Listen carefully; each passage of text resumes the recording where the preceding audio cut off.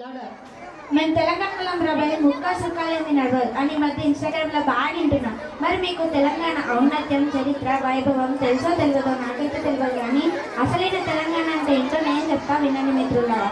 Sand box టెక్నాలజీతో ఇసుక పునాదుల పైన భూకంపాలను తట్టుకునే విధంగా 13th సెంచరీలోనే కాకతీయుల వంశస్థులైన గణపతి దేవుని సామ్రాజ్యంలో నిర్మించారు మిత్రులారా.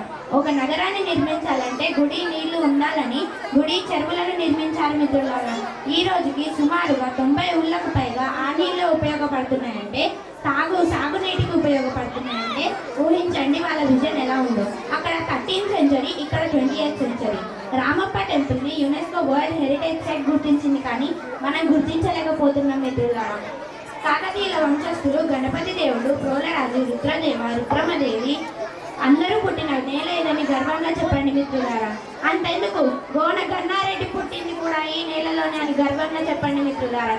జల్ జంగల్ జమీన్ అనే నినాదంతో బ్రిటిషర్స్కి ఏకకాలంలో ఉద్యమ విస్ఫోటనంగా ఎగిసిన క్రాంతికార గిరిజన యోధుడు కొమరం భీం పుట్టింది కూడా ఈ నేలలోనే అని గర్వంగా చెప్పండి మిత్రులారా. భూమి కోసం, భుక్తి కోసం, విభక్తి కోసం గొడవలు పట్టిన వీరక్త చాకల ఏలమ్మ గారు పుట్టింది కూడా ఈ నేలలోనే అని గర్వంగా చెప్పండి మిత్రులారా. గెరిల్లా టాక్టిక్స్ వాడి మొఘల్స్తో పోరాడి ఔరంగజేబ్ కొడుకైన బహదూర్ షా మెడలు వంచి గోల్కొండ కిల్లాలో జెండా ఎగురవేసిన వీరుడు, యోధుడు సర్దార్ పాపన్న గౌడ్ పుట్టిన నేల ఇదేనని గర్వంగా చెప్పండి మిత్రులారా. ఎంతమంది కవులు ఉన్నారు మిత్రులారా. నా దేశం భగవద్గీత, నా దేశం అగ్నిపూరిత సీత, నా దేశం కరుణాతరంగా, నా దేశం సంస్కార గంగ అని చెప్పిన సింగిరెడ్డి నారాయణ రెడ్డి గారు పుట్టింది కూడా ఈ నేలలోనే అని గర్వంగా చెప్పండి మిత్రులారా. ఇందుగలడు అందులేడని సందేహం వలదు చక్రి సర్వోపగతుండు ఎందెంది వ్యక్తి చూసినా అందందే గలడు దానవాగ్రిని వెంటే అని రాసిన బొమ్మెర పోతన గారు పుట్టింది కూడా ఈ నెలలోనే అని గర్వంగా చెప్పండి మిత్రులారా. నా తెలంగాణ కోటి రతనాల వీణ అని చెప్పిన దాశరథి కృష్ణమాచార్యులు గారు పుట్టింది కూడా ఈ నెలలోనే అని గర్వంగా చెప్పండి మిత్రులారా.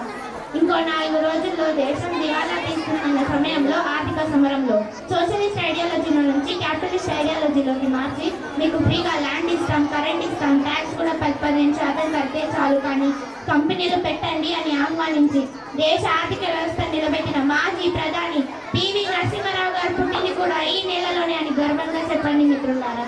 ఎన్ని నదులు ఉన్నాయి మిత్రులారా. తుంగభద్ర, కృష్ణ, గోదావరి, డిండి, ప్రాణహిత, మున్నేరు, పాలేరు ఇలా చెప్పుకుంటూ పోతే చాలా ఉన్నాయి. ఎంత ఖనిజ సంపద ఉంది తెలంగాణలో. Singareni is the second largest coal producer in Bharat. ఇలా గ్రానైట్ ఉంది, లైమ్ స్టోన్ ఉంది, ఇలా చాలా ఉన్నాయి ఖనిజాలు. Last but not the least, మనం తెలంగాణలో రబాయి అని చెప్పేదాంట్లో చరిత్ర కాదు గర్వంగా కనిపించాలి. ముక్క సుక్క లేని నడవదని బల్పు కాదు. జై హింద్.